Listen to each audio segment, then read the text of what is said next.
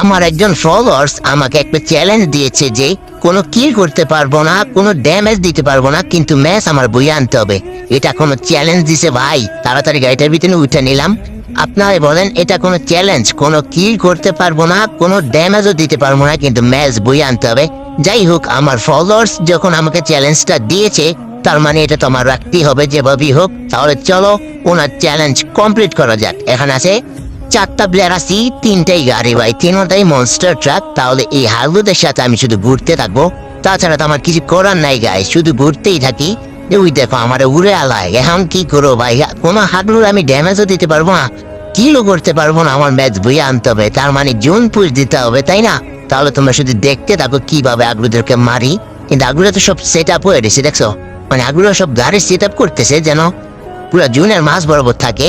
তো আমি গাড়িটা থেকে নাইমা আরেকটা গাড়িতে উঠলাম।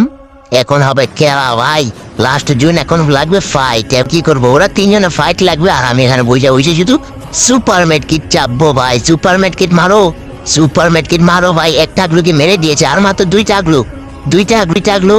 ওই একটা আগ্লু মেড কিট মারতেছে, একটা আগ্লু শেষ।